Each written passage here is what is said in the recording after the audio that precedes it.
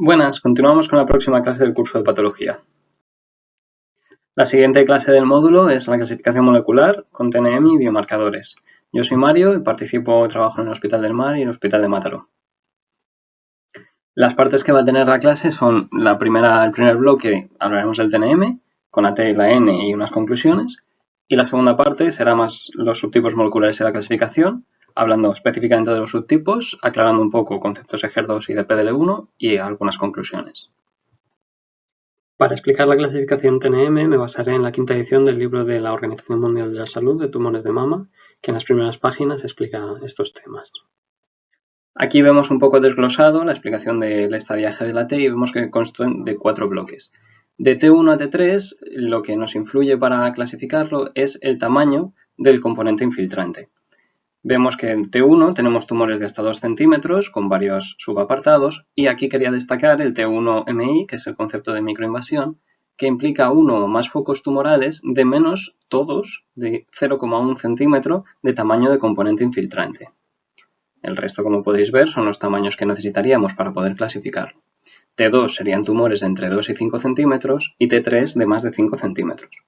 T4 merece una mención distinta porque son tumores que invaden estructuras adyacentes, es decir, pared torácica o piel. T4A tendríamos extensión a pared torácica, T4B ulceración cutánea, nódulos satélites o edema cutáneo. T4C lo que tendríamos es criterios tanto de T4A como de T4B y el T4D sería el carcinoma inflamatorio, el concepto clínico donde vemos un aumento del grosor cutáneo, enrojecimiento, aumento de densidad u otras alteraciones.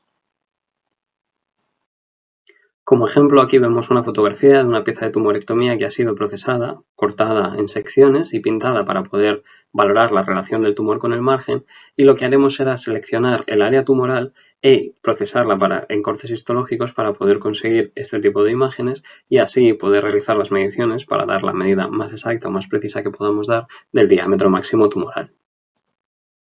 En esta otra pieza de tumorectomía lo que vemos es una imagen que también nos resulta sospechosa de ser un área tumoral, pero al realizar los cortes y el procesamiento, lo que observamos de este área es realmente que tiene una zona rosada que corresponde más bien a fibrosis o no corresponde claramente a infiltración tumoral y un área azulada que nos corresponde realmente al tumor.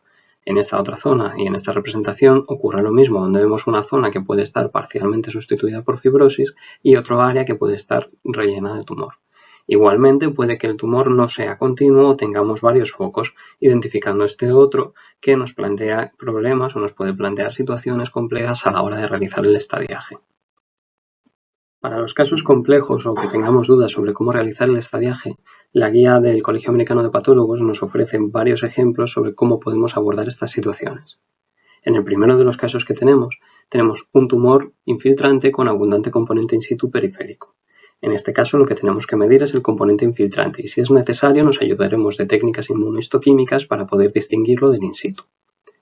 En el segundo de los casos vemos que la biopsia previa ha podido alterar el tamaño tumoral o bien que no nos dé el resultado de la dimensión mayor la pieza de tumorectomía. Para ello lo que podemos hacer es medir el tamaño infiltrante mayor que tengamos bien en la biopsia previa o bien en la pieza de tumorectomía y entonces aplicarlo. En ningún caso deberemos sumar ambas medidas.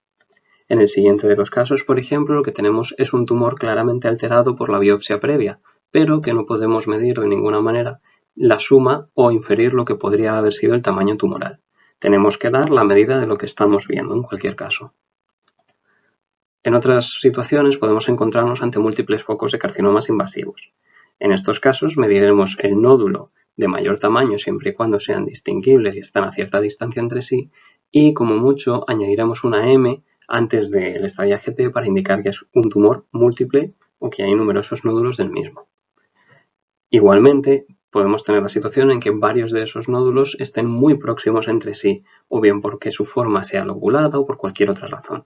En estos casos trataremos de correlacionar con la radiología, distinguir macroscópicamente varios nódulos y en el caso de que estén muy próximos entre sí y consideremos que son uno, mediremos la medida mayor de ese nódulo o esos dos nódulos adyacentes. En el último caso, si recibiéramos o si procesáramos la pieza y estuviera fragmentada, daremos la medida mayor que pudiéramos medir. Tendríamos que especificar siempre que esto ha sucedido y que la pieza se ha recibido fragmentada para hacerlo constar. En las próximas diapositivas se comentará el estadiaje patológico N. El estadiaje N va del PN0 al PN3. El N0 es la ausencia de células tumorales y el N0 y positivo es el concepto de células tumorales aisladas. Consiste en la detección en un corte histológico de menos de 200 células tumorales en el ganglio o una metástasis inferior a 0,2 milímetros. Estos ganglios no se añaden al recuento definitivo de ganglios positivos, sí que se añaden al recuento total de ganglios identificados. El PN1-MI es el concepto de micrometástasis. Consiste en metástasis que ocupan más de 2 milímetros o que tienen más de 200 células metastásicas en el ganglio. Es importante este concepto y tenerlo en mente, puesto que el resto va a depender de la presencia o ausencia de una metástasis de más de 2 milímetros en los ganglios identificados. Pasando al PN1 tiene 3 apartados ABC, pero el PN1 como tal consta de la metástasis en 1 a 3 ganglios de la muestra que recibamos. El PN1A son metástasis en ganglios axilares, siendo una mayor de 2 milímetros siempre. La B, en cambio, es solo metástasis en ganglios de la región mamaria interna que clínicamente no han sido detectados. Y finalmente, el C es una combinación de ambos, 1 a 3 ganglios metastásicos pudiendo ser de ambas, teniendo que ser de ambas regiones, sin haber detectado clínicamente los mamarios internos. Para el estadiaje PN2A tendremos que tener de 4 a 9 ganglios axilares positivos, siendo una de las metástasis mayor de 2 milímetros. Para el PN2B lo que tendremos será metástasis en ganglios mamarios internos que clínicamente han sido detectados, sin haber metástasis axilar. Para el estadiaje PN3A tendremos metástasis en 10 o más ganglios axilares, siendo una de ellas mayor de 2 milímetros, o bien metástasis en ganglios infraclaviculares o de nivel 3. El estadiaje PN3B consta de metástasis en ganglios de región mamaria interna clínicamente detectada y en axilares, o bien una combinación del PN2A y el PN1B. El PN3C es metástasis en el ganglio supraclavicular ipsilateral. Como comentario, en anatomía patológica normalmente recibimos los ganglios axilares que nos corresponderían a PN1A, PN2A, PN3 o el PN1MI. Finalmente, el PM1 se agrega en el contexto de una metástasis que ha sido microscópicamente confirmada. No se recomienda añadir ni PM0 ni PMX. Esta es la imagen de ejemplo de un ganglio linfático de arquitectura predominantemente conservada. No obstante, sí que se pueden observar varios puntos donde hay una infiltración por celularidad que forma glándulas que correspondería a una infiltración por un carcinoma que, en el caso de medir más de 2 milímetros, correspondería a una metástasis ganglionar que como mínimo sería un PN1A. En esta otra imagen lo que vemos es la cortical rosa del ganglio, donde vemos la presencia de varias glándulas que quedan infiltrando este tejido. Si no viéramos adecuadamente o quisiéramos medirlo con más precisión, podemos usar tinciones paracitoqueratinas para tratar de revelar mejor las células de estirpe epitelial.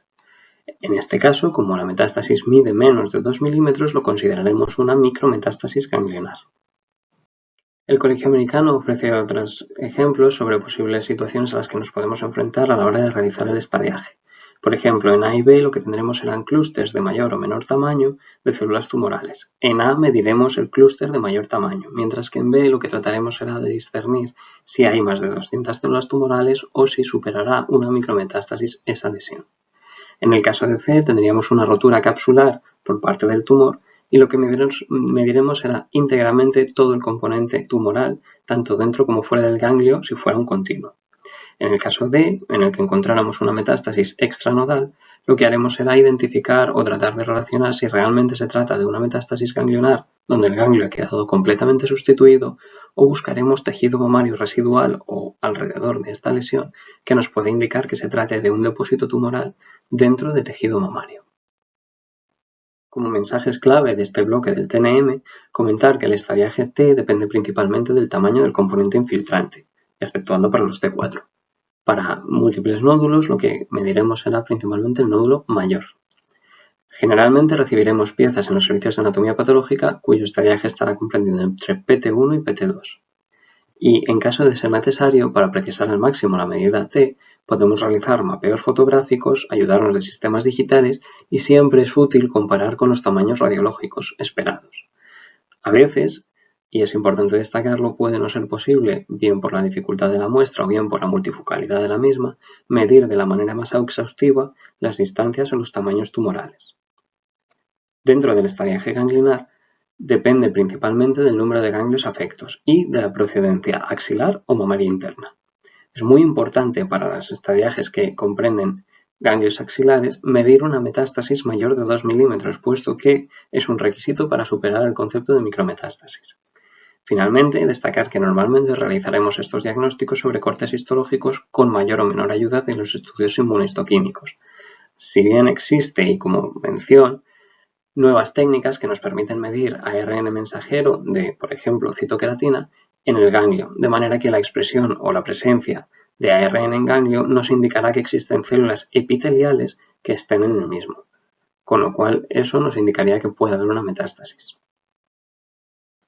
Cambiando de bloque y como una pequeña pausa, si para el estadiaje TNM ya hemos visto que dar una medida real y visual de lo que estamos viendo nos puede costar bastante, lo que vamos a hacer a partir de ahora es imaginarnos qué es lo que puede ser el tumor que puede representar en función de los resultados que vayamos obteniendo. ¿Desde dónde partimos? Ya en el año 2000 se publicaron los resultados de un estudio de expresión génica mediante microarrays donde se pudo observar que los cánceres mamarios que se habían analizado presentaban o se podían dividir en varios bloques de expresión génica. Se establecieron así las bases para poder clasificar posteriormente los subtipos moleculares. ¿Qué implica todo esto? A lo largo de todos estos años, lo que hemos ido observando y traduciendo es que estos subtipos moleculares tenían implicaciones pronósticas y terapéuticas distintas. Hemos podido correlacionar que a través de estudios inmunistoquímicos en nuestro laboratorio y de manera rápida podemos tener una subclasificación aproximada de lo que serían estos grupos moleculares, con lo que hemos tenido un cambio en la perspectiva desde nuestro punto de vista. El peso de la morfología, es decir, de la forma del tumor, del grado que pueda tener en la hematoxina eosina ha perdido relevancia en favor del enfoque molecular que usamos a través de la inmunistoquímica. Es casi, por tanto, tan importante realizar el diagnóstico de carcinoma mamario como de tipificar el estado hormonal de HER2 y el índice proliferativo del tumor. En el libro de la OMS existen también varias tablas como ejemplos para los subtipos moleculares que explicaremos posteriormente. ¿Cómo hacemos la interpretación de los resultados inmunohistoquímicos? Bien, para los receptores hormonales utilizaremos la expresión positiva o bien positividad inmunistoquímica en más del 1% de células tumorales infiltrantes, lo cual nos dará un resultado positivo. Para el Ki67 lo que haremos será un recuento medio de la expresión o positividad nuclear de las áreas más proliferativas. Y en el caso de HER2 tenemos que medir la tinción y la intensidad en la membrana de las células tumorales. Es importante destacar que todos los marcadores deben medirse siempre en el componente infiltrante. Una vez hemos visto cómo valoraríamos los resultados inmunistoquímicos, ahora valoraremos cómo se subclasificarían los subtipos moleculares de acuerdo con el consenso de St. Gallen de 2013. Consideraremos que un tumor es triple negativo cuando tiene los tres biomarcadores negativos, estrógenos, progesterona y HER2. El Ki67 suele estar elevado. Los tumores no luminales HER2 amplificados son aquellos que tienen receptores hormonales negativos y el HER2 positivo, a diferencia del triple negativo. El Ki67 también suele estar elevado. Los tumores luminal B y HER2 amplificados son aquellos que ya expresan receptores hormonales, en este caso receptores de estrógenos positivos, y además tienen el HER2 positivo. No influye tanto el Ki67 y los receptores de progesterona pueden ser tanto positivos como negativos. Para considerar un tumor luminal B, debemos ver que sea receptores de estrógenos positivo y luego cumplir una de las tres siguientes condiciones. Receptores de progesterona negativos o inferiores al 20% o un Ki67 superior al 20%. El HER2 debe de ser negativo en cualquier caso. Y los tumores luminales A, en cambio, deben cumplir todos los requisitos siguientes. Receptores de estrógenos positivos, receptores de progesterona mayores del 20%, Ki67 menor del 20% y HER2 negativo. ¿Todo esto para qué nos sirve?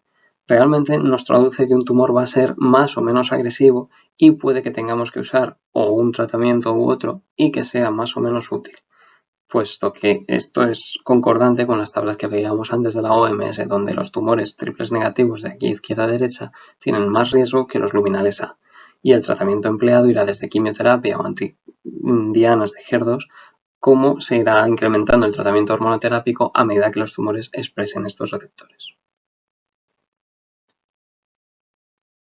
En la próxima diapositiva vamos a tratar de ver ejemplos de cómo interpretamos estos resultados o qué resultados podemos obtener. Por ejemplo, en este caso tenemos tejido mamario normal y los receptores hormonales que podemos ver en una muestra de tejido mamario normal. En estos ejemplos lo que vamos a ver es cómo interpretaríamos los resultados. En las dos primeras imágenes tenemos los receptores hormonales, tanto de estrógenos como progesterona, que vemos que son marrones en el tumor, lo que significa que se están expresando, son positivos. En la imagen de arriba a la derecha vemos la expresión del Ki67, que en este caso habría que contar y hacer un recuento medio de las células tumorales comparadas con las células que no expresan del tumor. Finalmente, el HER2, que en este caso es negativo, puesto que no existe una tinción completa de membrana ni siquiera fuerte. Como tenemos un tumor que es receptores hormonales positivos y mayores del 20% y un Ki67 bajo sin tener el HER2 amplificado, estamos ante un tumor luminal A. En este siguiente ejemplo lo que vemos es esta lesión de aquí, infiltrante, donde el estudio inmunohistoquímico pone de manifiesto la expresión positiva de receptores de estrógenos. Aquí vemos que los núcleos marroncitos o estas células redonditas expresan positivamente, y en cambio los receptores de progesterona son inferiores al 20%, porque vemos un poco de expresión, pero el recuento global, el total que podemos hacer, es inferior al 20%. En este caso el HER2 también sería negativo porque no cumple criterios y tendríamos un tumor luminal B por estos receptores de progesterona negativos. El Ki67 nos podría ayudar en esta lesión y podría ser también alto. En el siguiente ejemplo lo que vemos en la primera imagen es la expresión, o más bien la ausencia de expresión de receptores hormonales, puesto que solo vemos contraste azulado, y en la imagen del medio lo que vemos es la expresión negativa del HER2, que no tiene ningún tipo de tinción. En cambio, en la última imagen vemos un índice proliferativo Ki67 muy elevado e incluso podemos identificar una figura de mitosis entre él. Con este resultado, donde tenemos los tres biomarcadores de receptores hormonales y el HER2 negativos, tendremos un tumor que es un triple negativo y nos concuerda además con un Ki67 elevado. Comentar aquí que, de acuerdo con las guías de 2018 de valoración de HER2, tenemos varios posibles resultados de HER2, entre los cuales están el negativo, que será la ausencia de tinción o la tinción incompleta, el resultado equívoco, que sería la tinción completa, pero débil o moderada en más del 10% de células infiltrantes, y el resultado positivo, con inmunohistoquímica, que sería la tinción completa y fuerte en más del 10% de células tumorales. Quería destacar también que los resultados de la inmunohistoquímica pueden ser siempre los mismos, pero la interpretación y las guías pueden cambiar con los años, de manera que si retrospectivamente revisáramos algunos resultados de otros años, puede que cambiara el resultado en el informe, puesto que la interpretación de las guías sería distinta. A modo de ejemplos de HER2, tenemos un HER2 negativo cuando tenemos tinción incompleta o ausencia de tinción en las membranas de las células tumorales, un HER2 equívoco cuando tenemos una tinción completa en más del 10%, pero débil o moderada, y un HER2 positivo cuando tenemos una tinción completa e intensa en más del 10% de células tumorales. Estos serían tres ejemplos. ¿Qué hacemos para la valoración del HER2 cuando tenemos un HER2 dos cruces? Nos tenemos que apoyar en pruebas complementarias que nos apoyen o nos ayuden a esclarecer el estatus de HER2 de la muestra. Normalmente lo que podemos hacer es una hibridación in situ o bien una técnica de inmunofluorescencia para valorar las copias de HER2 y utilizar un gen control, en este caso un centrómero, para ver la relación de este HER2. En este caso lo que tendremos será en negro las copias de HER2 y en rojo las copias centroméricas. Para valorar igualmente los resultados de HER2 tenemos las guías que nos pueden ayudar y nos cuentan que un ratio de HER2 control mayor de 2 resultaría positivo o un aumento del número de copias de HER2, es decir, encontrar más de 6 señales negras también resultaría un positivo con estas pruebas complementarias. No obstante, como podéis ver aquí en medio, hay una zona de claroscuros donde existen casos que no terminan de cumplir estos criterios, pero que no puede descartarse el potencial beneficio terapéutico del tratamiento anti-HER2. En esta diapositiva quería volver a destacar los subtipos moleculares en función de los resultados inmunohistoquímicos y sobre todo hacer una correlación con los grados tumorales, puesto que los triples negativos y los HER2 amplificados suelen ser tumores de altos grados, en comparación, por ejemplo, con los luminales A, que suelen ser tumores de bajos grados. No obstante, hay que tener presente que siempre puede haber excepciones e igualmente tener presente que puede haber bien metástasis o bien tumores extraños en la mama que no guarden relación con esto, pero es un motivo para dudar o para sospechar o para tener en cuenta siempre que tengamos resultados discordantes. Es importante también tener controles adecuados en la muestra, puesto que, como estamos viendo, los resultados que estemos interpretando condicionarán el tratamiento de los pacientes y podemos privar a una paciente de un tratamiento beneficioso o bien hacer que se dé un tratamiento que sea perjudicial, puesto que no tenga ningún beneficio y conlleve los efectos secundarios del mismo. Además, los estudios inmunistoquímicos al final son un consenso y pueden no aclarar realmente lo que necesite de tratamiento un paciente. Para ello existen plataformas moleculares que pueden dar más datos sobre la posibilidad de aplicar uno u otro tratamiento en función del estado genético del tumor y así tener más garantías sobre el posible beneficio que tengan los pacientes. Podemos ayudarnos igualmente de algunos algoritmos informáticos, en el caso de que estuvieran disponibles, por ejemplo, para cuantificar el número de núcleos positivos en la muestra que estamos valorando.